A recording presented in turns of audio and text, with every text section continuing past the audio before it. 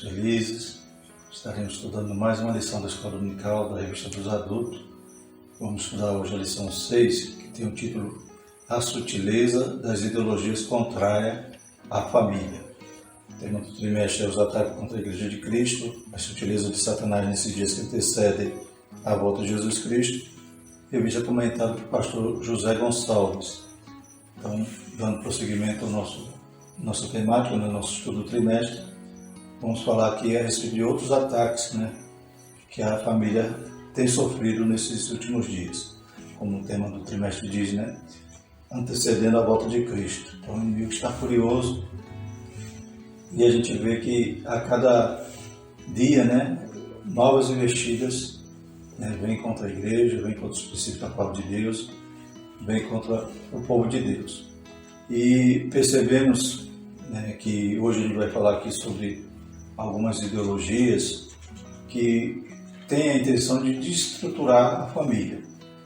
A gente vai ver que a família ela é a célula máter da sociedade. Então, se você destrói as famílias, você vai ter uma sociedade disfuncional, uma sociedade com inúmeros problemas. A gente vai falar hoje aqui até sobre ideologia de gênero, e eu lembro de uma revista de 2013 que o principal perigo que as crianças corriam naquela época, a lição abordava em 2013, era sobre a pedofilia.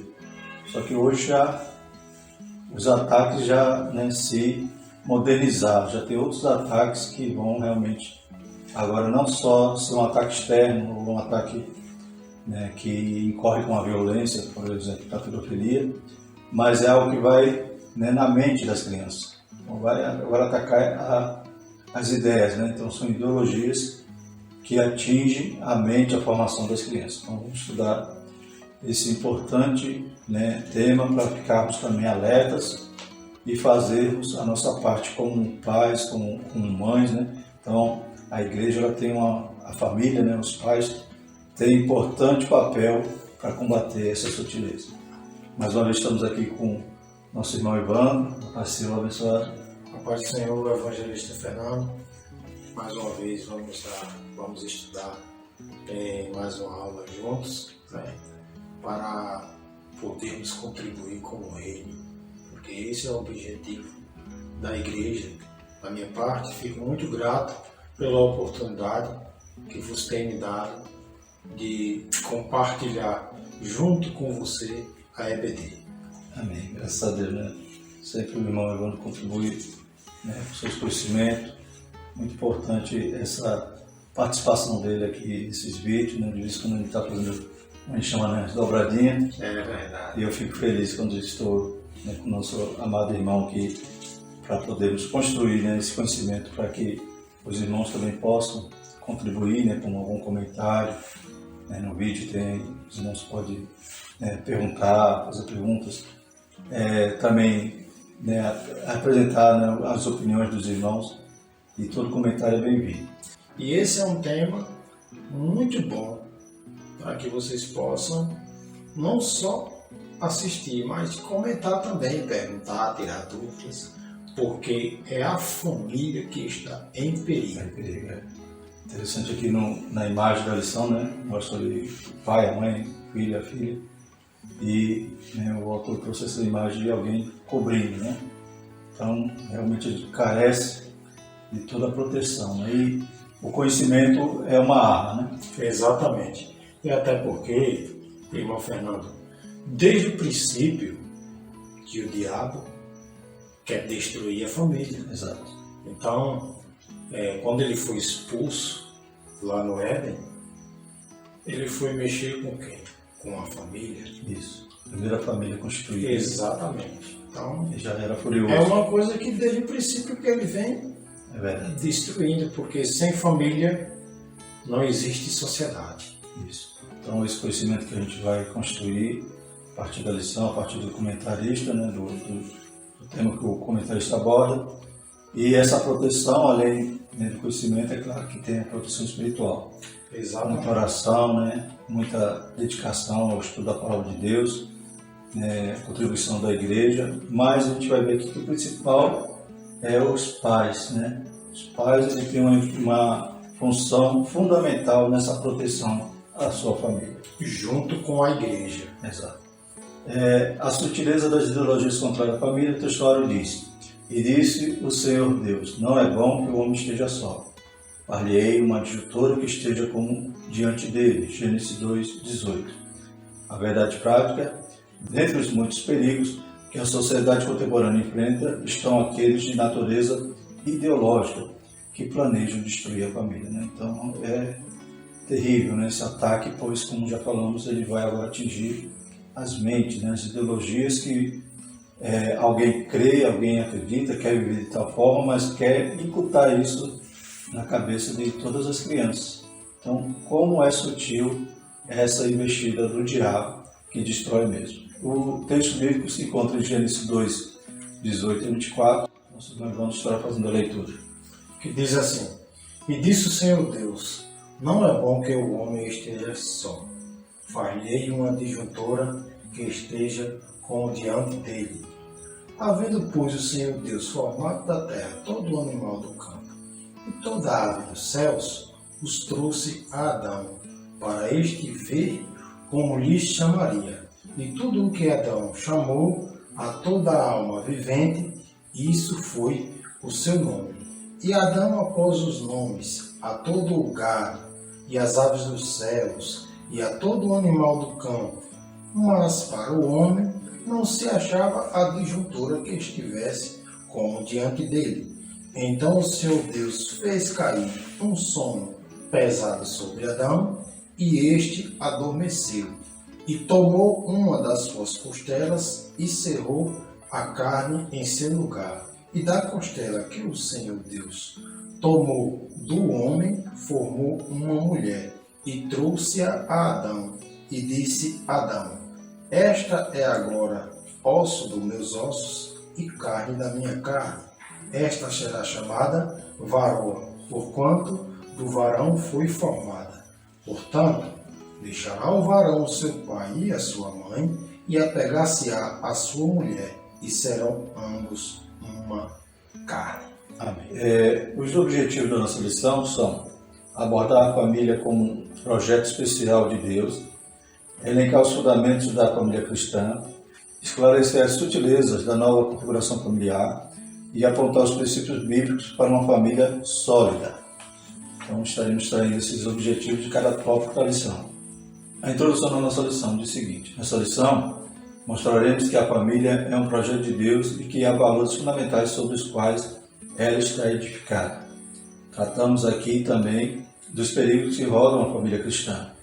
Velhas práticas como a infidelidade conjugal, bem como os modelos alternativos de construção familiar, são perigos que demandam nossa atenção. Contudo, há uma narrativa que faz passar a infidelidade conjugal como algo natural e normal. Mudou-se o rótulo, mas o veneno continua mortífero.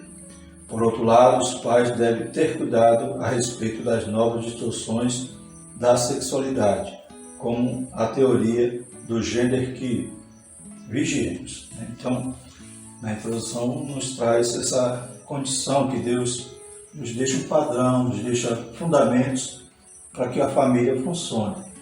A gente vai ver aqui na lição que se a família for sã, se a família for, estiver estruturada, toda a sociedade ela espelha as condições que as famílias vivem.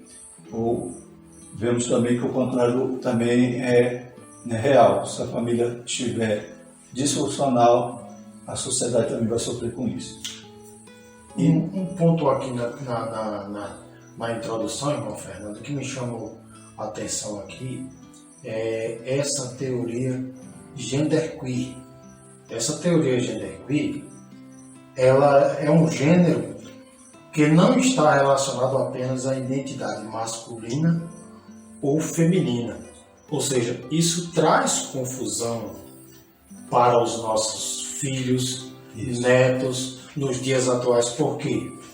Quem traz essa teoria, que também é chamada de queer, ela não identifica, independente de que a pessoa seja masculina ou feminina, biologicamente, a teoria quer que as pessoas acreditem que ela pode definir o sexo que ela quiser.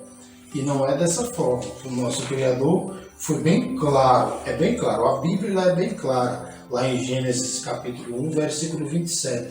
Deus criou macho e fêmea. Isso. Então, fora disso aí, não existe procriação nem outra forma de família. E nem outro sexo, né? O terceiro sexo. O terceiro sexo, exatamente. Então, realmente, tudo isso está relacionado à família que funciona, a família que segue os fundamentos e segue dentro dos padrões de Deus. Muitas das vezes a gente pode reclamar, não, minha família tem tais problemas, mas quando a gente vai atrás, né, do conselho, né, de tudo que Deus nos instrui, nos ensina, e passa a viver conforme a palavra, a gente vai ver que esses problemas se dissipam. Então, na verdade, o problema não é, né, a Bíblia, pois a Bíblia ela vai sempre trazer, né, conselhos bons. A Bíblia diz que ela é lâmpada para nossos pés, luz para o nosso caminho. Então, sempre nos dá direção. Viver de qualquer forma ou tentar, né, seguir essas ideologias é como na lição passada, que tinha lá um desenho, né, de um homem com a venda nos olhos caçando caminho, né? Então, se você não tem uma luz, uma lâmpada para te guiar, um alicerce, que é a palavra de Deus, você vai ficar tateando, tentando consertar as coisas sem conseguir. Sendo assim, irmão Fernando, o maior problema de alguns cristãos estarem indo por este caminho, porque já está na igreja. Não adianta a gente achar que não existe, que existe dentro da igreja. Entendeu? O problema maior é a palavra, ela é pregada, existe a EBD. Para isso, está aqui uma aula disposta na internet aí para todos tirarem suas dúvidas, e o principal delas, precisamos ter o hábito de examinar as Escrituras, independente de quem esteja pregando, entregando uma mensagem, mas vá na Bíblia, porque ela é o manual cristão, é a bússola que nos direciona a ter uma vida de santidade para alcançarmos o reino do céu e termos uma vida compartilhada com outros irmãos, para que possamos dar exemplo aqui na terra como representantes do reino. Exatamente. Então, esses fundamentos a gente se encontra na palavra. Exato. Quer melhorar, né, toda a sua condição de vida, a sua estrutura familiar, molde a sua família conforme a palavra de Deus. Amém. Então, temos aqui várias ideologias, pessoas que pensam diferente. Enquanto eles pensam e têm a sua própria decisão, a sua própria, né, opinião, ou, né, eles têm um livre-arbítrio para escolher como querem viver, é uma coisa. Mas quando partem a querer embutir isso na escola, né, colocar esses ensinos na escola para as crianças aprenderem, a gente vê que realmente eles ultrapassam, né, extrapolam, né, não só os seus comportamentos, suas opiniões, mas agora querem militar. Querem fazer com que as crianças, querem fazer com que as famílias, né, tenham esse mesmo direcionamento, esse mesmo comportamento que eles já têm. Então, a palavra de Deus é a arma fundamental para esses casos.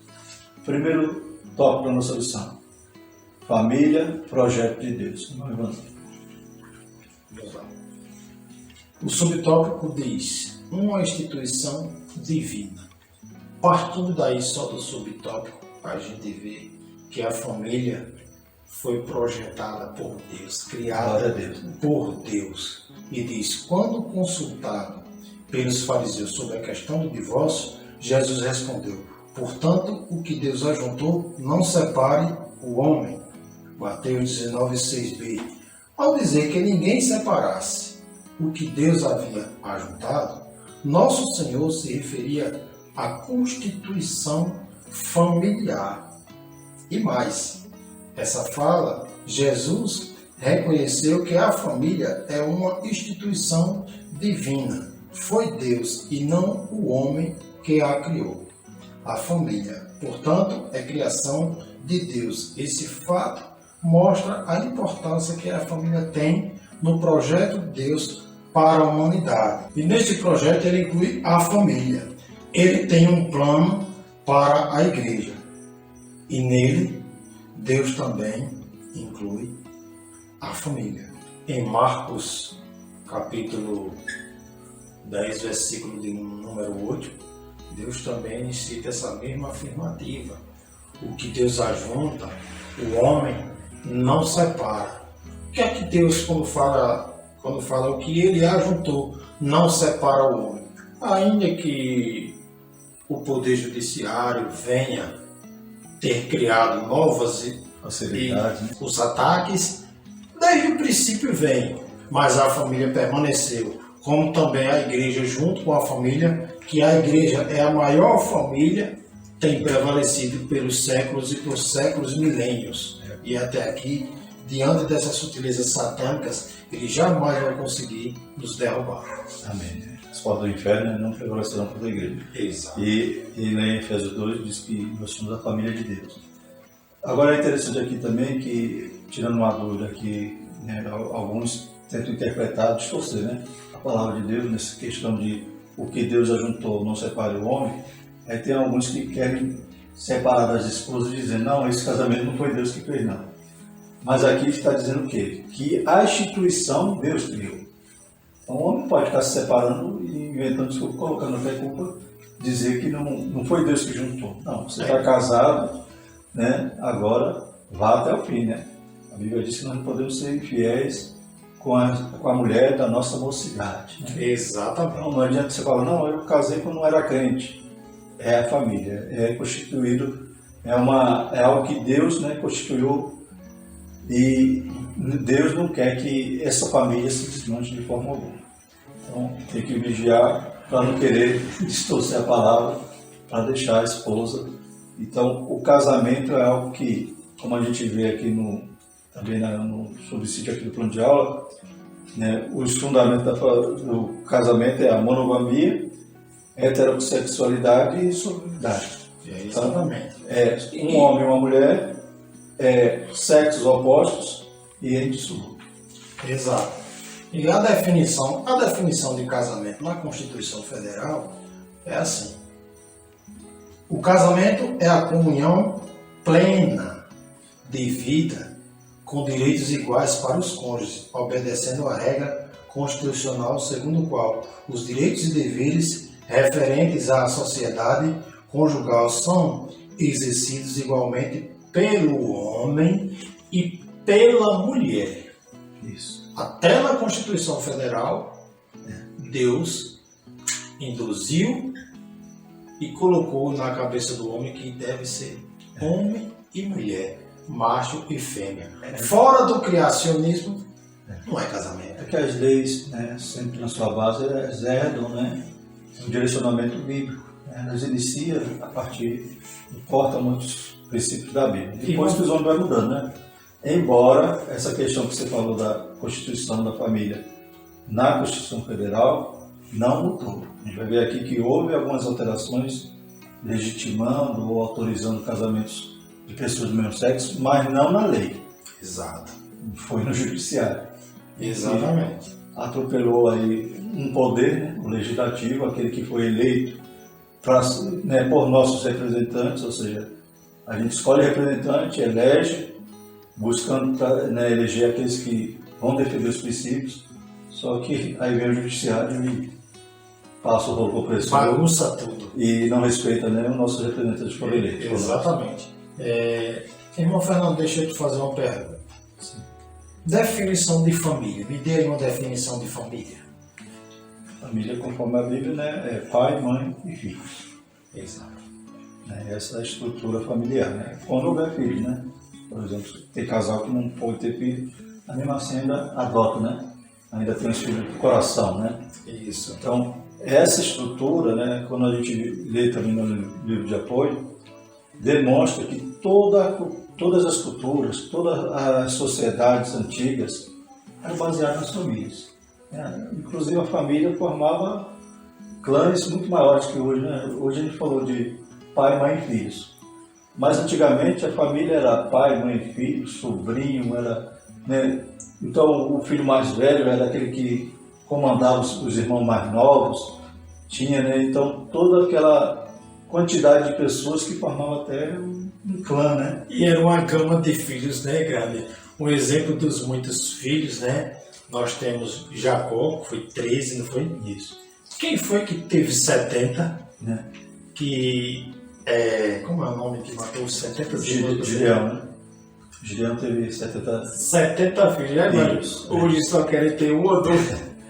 Então você vê também que a família de Jacó, quando desce para o Egito, eram de 70 pessoas. Isso. Por quê? Porque a família não era só os filhos. Tinha as noras, tinha, né, os netos, tinha sobrinho, então fazia todo esse conglomerado de pessoas e tinha a ordem, né, tinha um cabeça, tinha ali uma autoridade. Então a gente vê que essas famílias formavam sociedades fortes. E hoje, infelizmente, o diabo quer destruir a família, né? Quer colocar na cabeça de jovens para não casar, né? Casais para terem apenas um filho ou nenhum, né? E a ordem de Deus é crescer e multiplicar. A gente vê vê países na Europa, né?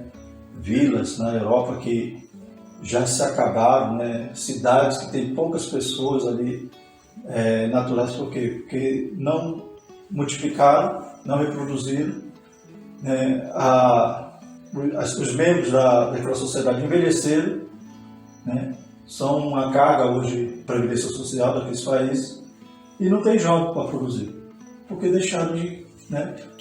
Fizeram um controle de natalidade tão rigoroso como no Japão, né, em outros países, que acabou, então, a população envelheceu e não existe o jovem para produzir, não existe o jovem para contribuir, né, até para a previdência social. Então a gente vê como a família é importante. E qualquer desvio, qualquer desvirtuar desse padrão, né, desse formato que Deus criou, vai fazer toda a sociedade pagar e sofrer mais à frente. É a célula máter da sociedade, exatamente isso que a gente está falando, né? Exato. No contexto social, a família é a primeira instituição a ser estabelecida. Ela é célula máter da sociedade, ou seja, na base da sociedade está a família, né? Então, da mesma forma como qualquer organismo é formado de várias células unidas, né? A sociedade também é esse organismo que é composto de células. Que células são essas? São as famílias. Então, se tiverem famílias sãs, famílias que, né, se conduzam bem, toda a sociedade vai caminhar junto. Na verdade, não poderia haver sociedade ou vida social sem a existência da família. Esse fato é de suma importância para interpretar corretamente qualquer fenômeno social. Não há dúvida de que a desagregação da família moderna está no topo dos principais problemas sociais da hora presencial. Então, o inimigo de nossas almas, ele é sutil, né? Ele é sagaz. Seus ataques. Então, ele destruindo a família, está destruindo tudo. Está destruindo a sociedade. Verdade. Porque a família é a base da sociedade. Sem família, como é que vai ter pessoas? Nem igreja, né? A igreja também é formada da família. Então, nós, como igreja, precisamos dar exemplo de família. Para que a sociedade veja que o que Deus criou, né, a igreja ela é uma família. Entendeu? Somos filhos de Deus. Quando você aceita Jesus Cristo como seu Salvador, você passa a ser filho de Deus e passa a ser família. Ou seja, você é o meu irmão em Cristo. Endossando tudo isso que a gente tem falado, aqui em Efésios capítulo 2, versículo 19, diz assim: assim que já não sois estrangeiros, nem forasteiros, mas concidadãos dos santos e da família de Deus. Então nós temos essa condição de ser família de Deus, a pessoa que esse privilégio. Vamos para o segundo tópico, que fala dos fundamentos da família cristã. E o primeiro subtópico diz que o casamento monogâmico e heterossexual. No contexto do Novo Testamento, o casamento é monogâmico, isto é, o indivíduo só pode ter um cônjuge. A poligamia era muito praticada no mundo antigo, inclusive no contexto do Antigo Testamento. Contudo, no Novo Testamento, o princípio da monogamia não era apenas ensinado, mas, sobretudo, exigido. A poligamia, portanto, deve ser rejeitada como uma forma distorcida e pervertida da construção familiar. Irmão Fernando, nos fale um pouco aí dessa família lá do Antigo Testamento, que era poligâmica, né? E hoje, já no Novo Testamento, o modelo já é monogâmico. Nos fale um pouco aí para que possamos entender. O próprio Jesus já disse, né? No princípio não era assim, né? Ou seja, sempre Jesus reporta o princípio que Deus criou macho e fêmea, só um casal, né? A gente vê durante a história do Antigo Testamento muitos casos de poligamia, mas isso não era, né, o consenso de Deus. Deus permitia porque fazia parte ali da cultura daqueles povos, né? Como quando Israel fala, né? A gente quer um rei, os outros povos têm, a gente quer também. Da mesma maneira, muitos se enveredavam por esse caminho, só que sempre dava problema, né? Essa poligamia. Mas a gente vai ver que no Novo Testamento isso já não acontecia mais, né? Então já havia então a monogamia. Agora, como a gente está falando sobre sutileza, isso aqui está voltando. De que forma, né? Além na introdução está dizendo que o adultério hoje, né, é tido como normal, é tido como, né, segundo o livro de apoio, alguns vão dizer até que é para apimentar a relação, já imaginou? E existe também a poligamia, que hoje mudou de nome, né? Satanás muda o rótulo do veneno, mas continua sendo mortífero, como diz na missão. E hoje fala de poliamor, né? Poliamor.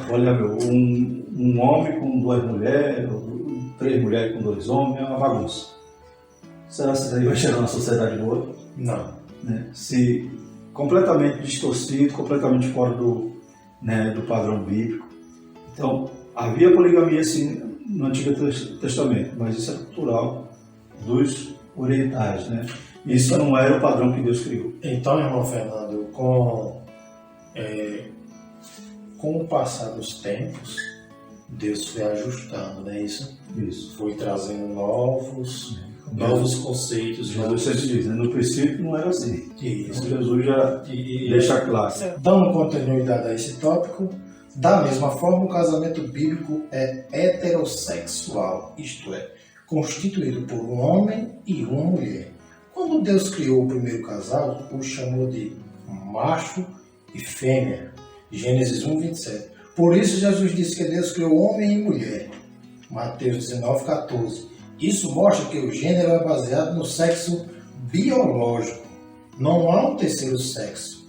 Biblicamente, o casamento deve e precisa ser heterossexual, constituído por um macho e uma fêmea, um homem e uma mulher. Interessante que esses que praticam, que vivem esse comportamento, né, antigamente tinha a defesa do gene gay, né? Então dizia, já nasce gay. Hoje já, né, o diabo já disfarçou um pouco essas teorias, a sutileza, né, isso, nunca é fácil, né? E nessas ideologias agora eles dizem, não, é uma construção social. Então a pessoa já agora nasce sem nada, né? Sei. Então desobedecendo a própria natureza, a própria biologia. Então por isso criou-se, né, se emprega muito o termo gênero. Antigamente a gente falava sexo, né? Inclusive nos documentos, né, você tinha lá o campo sexo. Alguns documentos ainda permanece sexo masculino ou feminino. Hoje não, hoje já eles usam, né? Então é algo também relacionado à semântica, né? Gosta de utilizar, criar palavras, né? Fazer uso dessa palavra, da força da palavra, para poder também imprimir ali uma ideologia. E hoje eu utilizo o gênero, que eles vão crer que então a criança nasce sem sexo. Ela ainda vai decidir o que vai ser, se vai ser homem ou vai ser mulher. Interessante que aqui em Mateus 19, ele porém respondendo disse, não tende lido que aquele que os fez no princípio, macho e fêmea os fez, diz, portanto, deixará o homem, pai e mãe, e se unirá à sua mulher, e serão 2 numa só carne. Então a gente percebe que Jesus fala que criou macho e fêmea, e depois Jesus fala homem e mulher, né? Deixará o homem, seus pais, e unirá a sua mulher e serão uma só carne. Então a gente sabe que esse é o formato, esse é o padrão natural, biológico, né, e espiritual que Deus criou. Deus criou assim e é o padrão que funciona. Falávamos em lições passadas que se não houver, né, esse formato de Deus, esse formato que Deus criou, inclusive para crescer e multiplicar, a sociedade se extingue. Né? Seria, né, no ponto de vista daqueles que creem na evolução, um tiro no pé da natureza. A natureza inventou um jeito de se acabar, né, no caso da humanidade. Então é claro que o único formato que funciona, como a gente tem que falar também de toda a família, né, o único formato que funciona é o formato bíblico, o formato que a Bíblia nos orienta para que a gente viva de forma, né, agradável a Deus e de forma que também sejamos felizes e completos, né? Deus não, tudo que Deus criou é bom, né? Ele criou o sexo para, né, além da procriação, para satisfação mútua, né, do casal, de dentro, né, ou protegido ali pelo laço do matrimônio, pela aliança. Então Deus criou tudo certinho. Um homem que gosta de bagunçar, ele dá as coisas. E outra coisa, irmão Fernando, bom você falar do sexo, porque o sexo, ele é apenas para quem é casado. Fora do casamento, é pecado. Vamos para o segundo subtópico, que diz assim: o casamento indissolúvel e confessional. Outro princípio do casamento bíblico é que ele é indissolúvel. Jesus disse que o que Deus ajunta não separa o homem. O casamento bíblico é feito para durar. Já foi dito neste trimestre, né? Lá na lição passada, irmão Fernando. Não, na lição de número 4, não foi? Que falou sobre o divórcio. Sobre o casamento.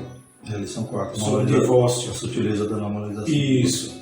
Então, o adultério, como um acontecimento, já foi dito neste trimestre, que Jesus reconheceu a cláusula de exceção.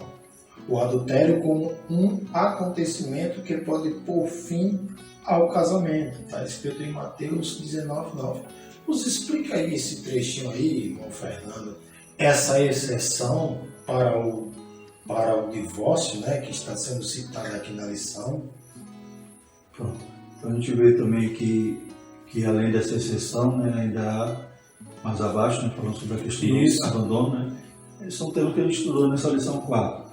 Então Jesus diz, né, que a única exceção seria o adultério. Mesmo assim, também aqui na lição vai dizer que sempre ainda há a possibilidade de perdão. É isso que realmente Deus quer, né, que haja perdão. Só que ainda existe essa exceção por causa da dureza, né, do coração do homem e da mulher, né, também, que não é fácil perdoar, mas o perdão seria o caminho espiritual, né, que Deus gostaria que houvesse. E a outra exceção que há, a questão do abandono, foi Paulo, né, que orientando a igreja ali a questão dos casamentos mistos, quando há então, né, um crente, né, que se converte, né, ao Senhor, e ele é casado com um descrente, né, ou uma crente com um descrente ou vice-versa.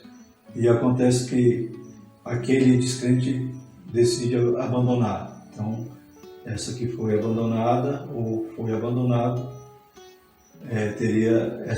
estaria livre, né?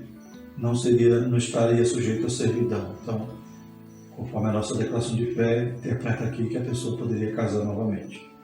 E lá no finalzinho vai falar da confessionalidade, exatamente aqui que falava agora há pouco do jugo desigual, né?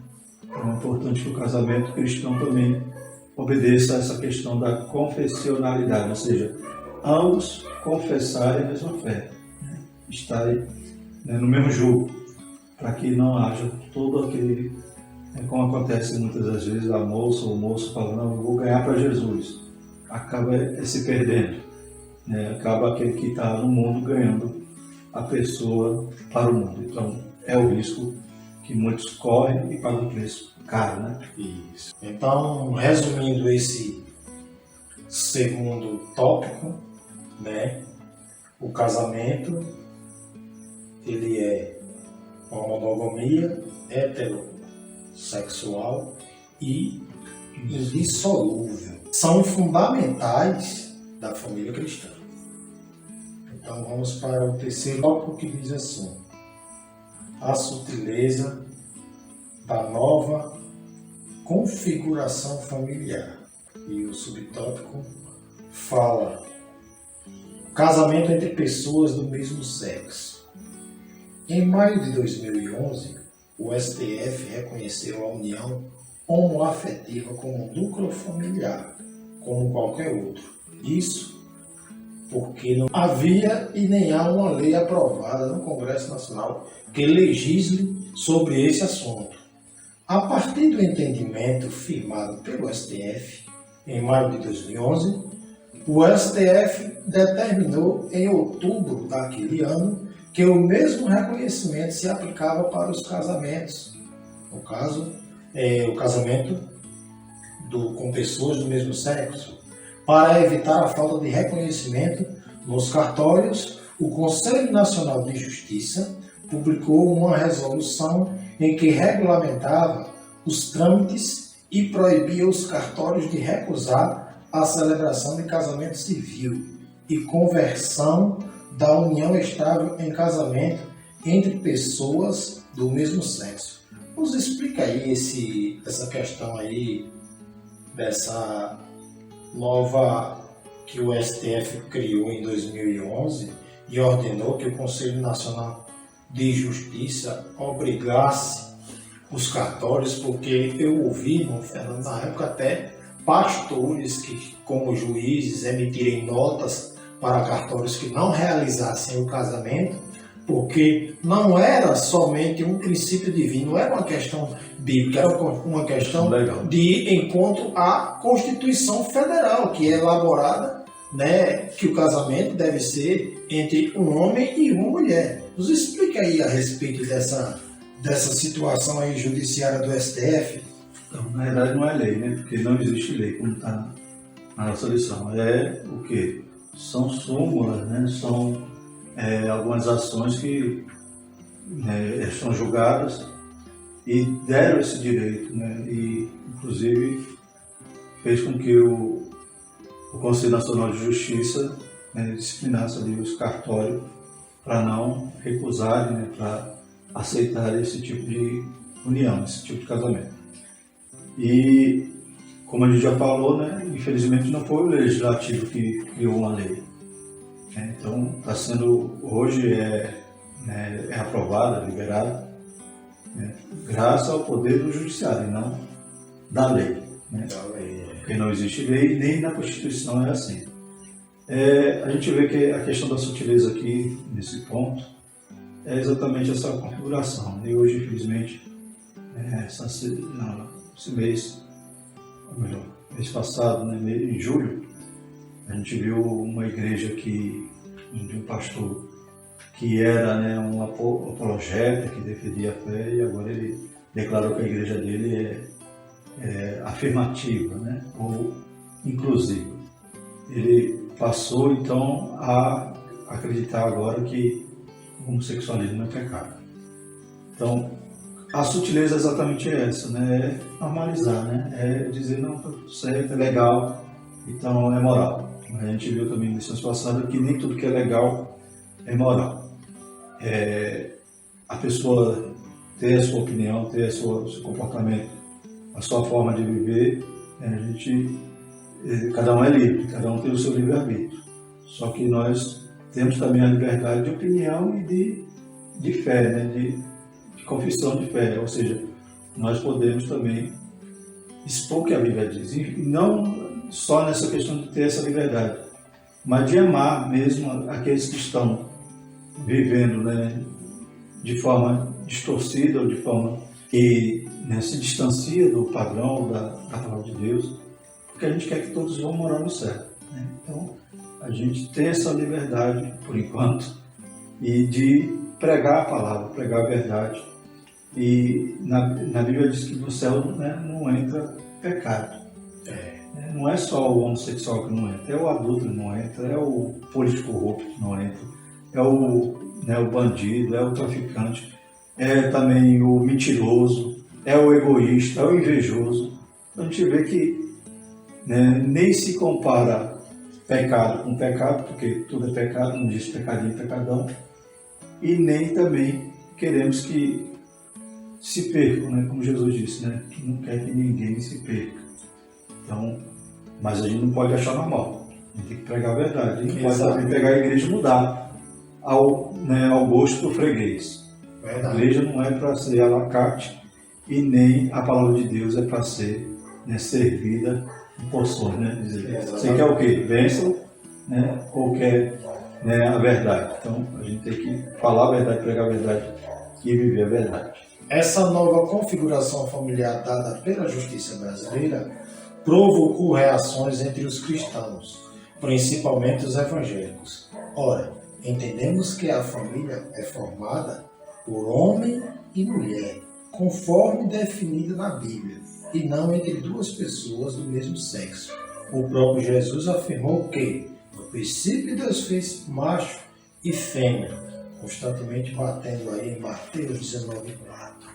Para salientar nesse tópico é que toda essa sutileza, né, que a gente tem estudado, né, principalmente nessa lição, é a questão de infiltrar isso nas igrejas, nas famílias, né, os filhos. Né? A gente sabe que estudamos na lição passada sobre o marxismo, né? E hoje a gente está vivendo a época do marxismo cultural. Né? Então, não se toma mais o poder lutando, né, com a foice, com o martelo. Se toma o poder agora, né, destruindo, desconstruindo todos os fundamentos, né, judaico-cristãos da sociedade.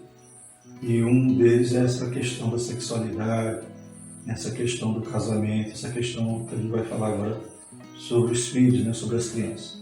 É o segundo subtópico. O segundo subtópico diz assim: sexualidade não binária.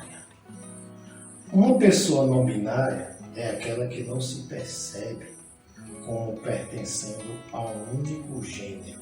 Nesse aspecto, ela acredita que a expressão de gênero não se limita ao sexo masculino e feminino.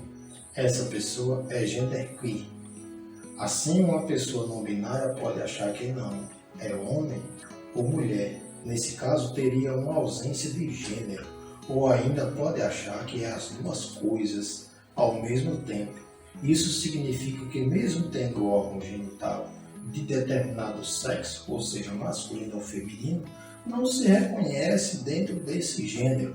Evidentemente que isso contradiz a forma de expressão da sexualidade conforme é revelado na Bíblia.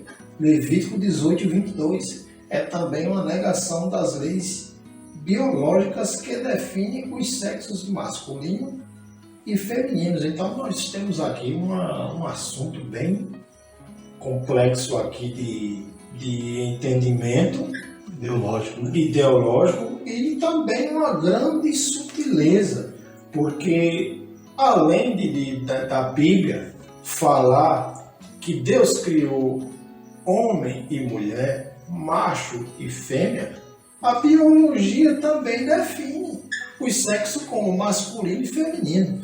Nos dê uma explicação sobre esse assunto aí, por gentileza, irmão Fernando. Então, reforçando o que você disse, questão aqui, a gente lembra, que você tem agora há pouco, é uma questão de semântica, né? De palavra.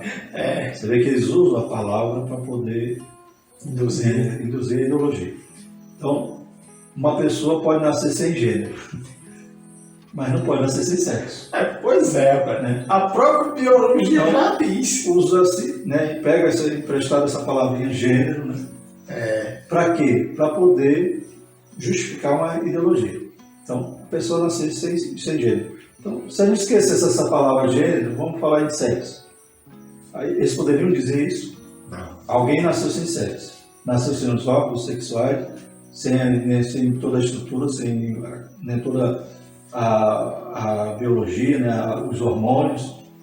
Não. pessoa nasce completa, né? Exatamente. Mas eles, para distorcer, para imputar isso aqui na mente inclusive das crianças, porque isso aqui, eu estava assistindo, né, um vídeo no canal Futura, e eles batendo forte que isso tinha que ser ensinado nas escolas. Então, como a gente já falou, né, a opinião que a pessoa tem, o que ela escolheu para, né, viver, se comportar, é uma coisa.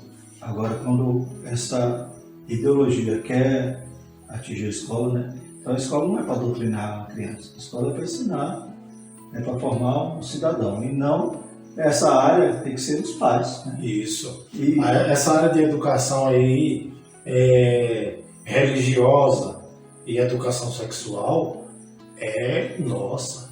Nós pais conversem com os filhos, as mães conversem com as filhas. Talvez isso que esteja acontecendo na nossa sociedade, irmão Fernando, seja um pouco de falta de papel dos pais, né? Porque nosso tópico vai falar sobre isso, sobre essa situação dos pais, que é aquele que tem que segurar, como na imagem, né? E cobrir ali a família. Tem um texto aqui em Romanos capítulo 1 que, assim, essa questão de homem com homem, mulher com mulher, não é uma ideologia divina, não. Romanos 1,26 diz assim: pelo que Deus os abandonou as paixões infames, porque até as suas mulheres mudaram o uso natural no contrário à natureza. Versículo 27. E semelhantemente, também os varões, deixando o uso natural da mulher, se inflamaram em suas sensualidades, uns para com os outros, varão com varão, cometendo torpeza e recebendo em si mesmos a recompensa que convinha ao seu erro. Interessante é o versículo 32, irmão Fernando. Os quais, conhecendo a justiça de Deus, que são dignos de morte, os que tais coisas praticam, não somente as fazem, mas também os que consentem aos que as fazem. No início desse tópico aqui, né, o STF, ele consentiu isso porque não existia lei. Esse consentimento foi 10-0. Foram os 10 ministros que consentiram porque não existia lei. Então, 2011. E isso em 2011. Então, olha o que fala o versículo 32 aqui, refutando novamente. Mas também os que consentem aos que fazem. Então, a mão de Deus está pesando sobre a vida desses ministros. Porque essa morte aí não é física, né? Não. Se a física é fácil. Isso. Mas o problema é a morte espiritual, né? Então, ele está falando de situações que as pessoas abandonaram Deus e decidiram viver do jeito que queria. E Deus também falou, quer viver assim, viva. Né? Só que lá na frente você tem um encontro comigo. Exatamente, porque é assim, sabe? Irmão Fernando, eu creio que é assim, Deus, sempre que vai acontecer algo conosco, Deus avisa. Eu sou testemunha, independente da causa, Deus avisa. Então, Deus sempre está aqui nos orientando aqui. Quem falar dessas ideologias, dizer que é normal, dizer que Deus concorda, é um herege. Até porque tanto está no Velho como no Novo Testamento, e é bem claro, você não precisa ser um leitor nato da Bíblia para entender que é pecado. Exato. Você está pecando consciente. E não pode consentir, né? Então, como a gente já falou, se a sutileza ela tenta abraçar nossos filhos, tenta abraçar as famílias, e agora as igrejas vão ceder, né? A Bíblia diz que as portas do inferno não prevalecem contra a igreja. Então a igreja não pode recuar e como já falamos, atender a clientela, né? Mas sim a igreja ser coluna da verdade. O quarto tópico vai falar sobre os princípios bíblicos para uma família sólida. O papel dos pais. Os pais têm um papel preponderante na base da formação familiar. Significa dizer que os pais têm a missão de transmitir valores a seus filhos. A educação dos filhos, portanto, deve tomar como princípio os valores ensinados pela palavra de Deus, a Bíblia. A crise atual da família é uma crise de valores, onde a desestruturação familiar, a ausência de valores fortes predomina. Nesse aspecto, de alguma forma, os pais falharam em transmitir ou incutir na formação dos filhos aquilo que os definiria como verdadeiros cidadãos dos céus. A gente vê que a função do pai é importante nesse processo. E será se esses valores é os pais que transmitiram, ou a escola bíblica dominical somente, ou só a igreja, ou deixar para a escola secular? De maneira alguma. Os pais é responsável pela educação dos seus filhos, tanto sexual como formação de caráter.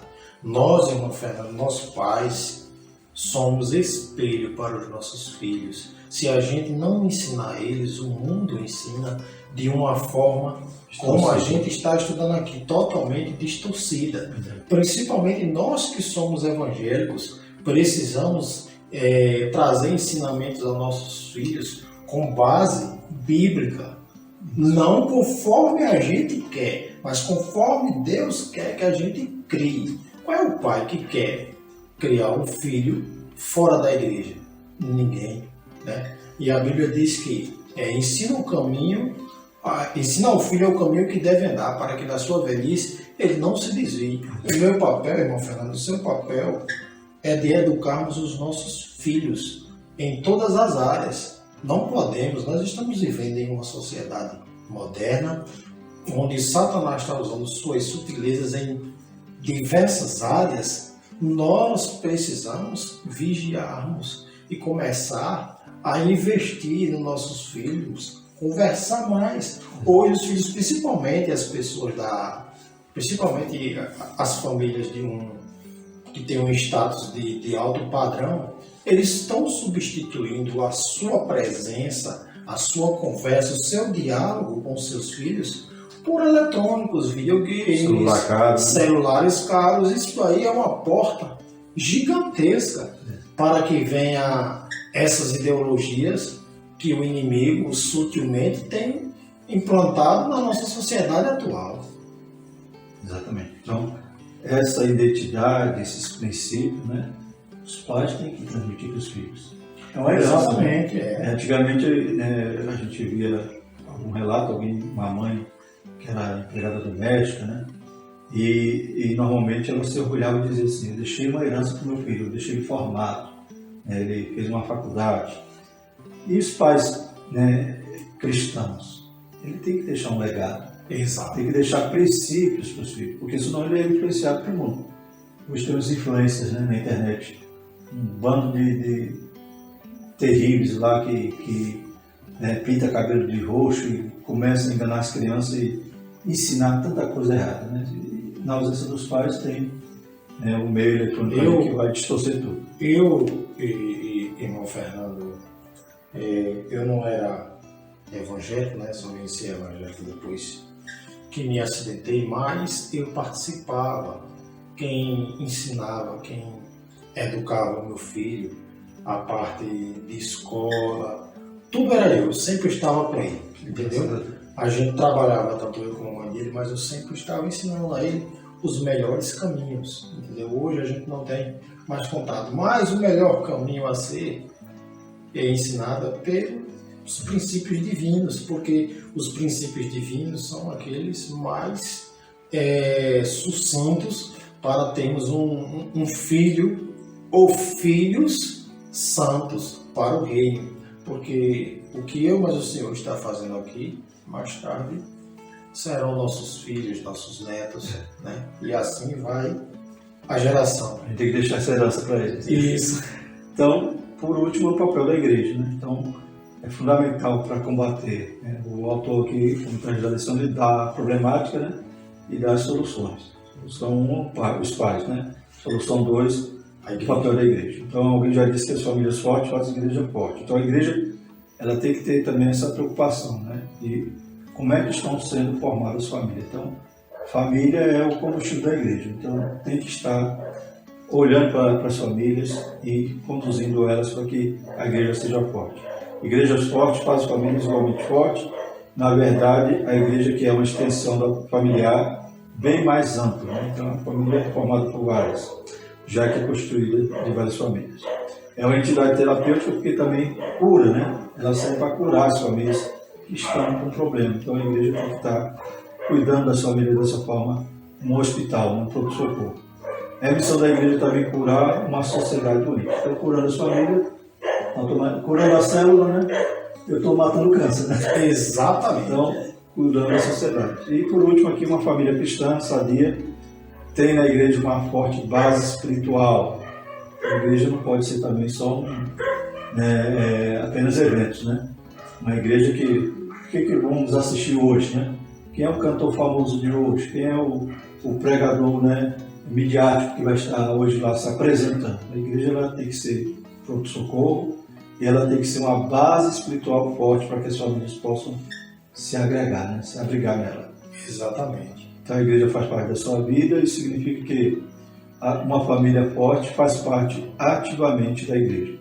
Evidentemente que os filhos devem ser criados nesse contexto onde os valores cristãos são transmitidos. Eu tenho colegas, né, que eu prego. Uma certa vez um me levou, lá em Maceió eles me levavam, eu tinha 2 que me levavam no aeroporto e me pegavam. E um determinado dia ele me fez a pergunta que queria ser como eu. Aí eu disse, bom, você sabe, vou lhe dizer como é que você tem que fazer. Ele, Evandro, eu já sei. Eu digo, mas você vai ter que ouvir o que você perguntou. E aí eu preguei para ele e ele disse aqui, eu não consigo. Eu digo, comece a ler a Bíblia e eu estou disponível para te ajudar. Isso. Me disponibilizei. Às vezes é isso que falta também, né? A gente sabe que não é fácil, até para nós mesmos, como igreja, não é fácil educar os nossos filhos a ler, porque a gente tem a EBD, mas eles precisam estudar a escola secular.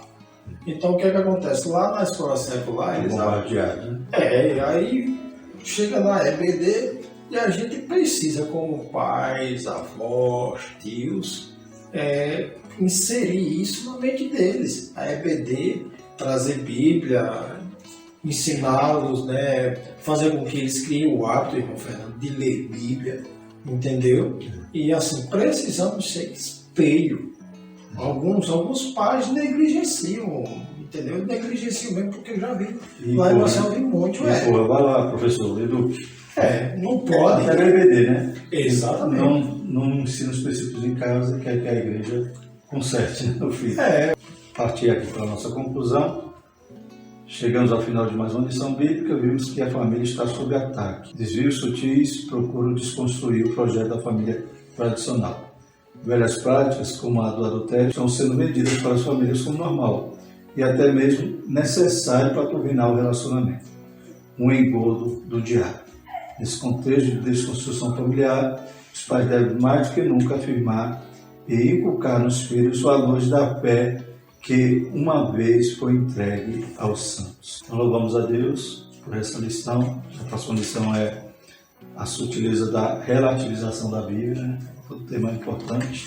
Relativismo. Né? E queremos que os irmãos, né, possam continuar conosco, né? Compartilhe, se inscreva, né? E comente, contribua também, né, com a sua opinião e com o seu conhecimento. Amém? Eu agradeço a Deus. Irmão Evandro, faça as suas considerações finais. Eu quero agradecer ao evangelista Fernando por ter sempre nos consultado, nos inserido nesta obra aqui. Eu, se eu pudesse, estaria mais presente, é mais gostoso, mas dessa forma também não deixa de ser bom. E quero dar um recado a você, pai e mãe. Não deixe seus filhos à mercê do mundo. As ideologias estão vindo por tudo quanto é lado. A sutileza de Satanás é difícil de ser entendida por eles. Mas você que tem uma Bíblia em casa, que é cristão, tem o manual nas mãos. Converse com seus filhos, viu? Que Deus abençoe e fique na paz todos. Muito obrigado a você que nos acompanha. Amém. Louvamos a Deus e até a próxima lição. querendo Deus, em nome de Jesus. Amém.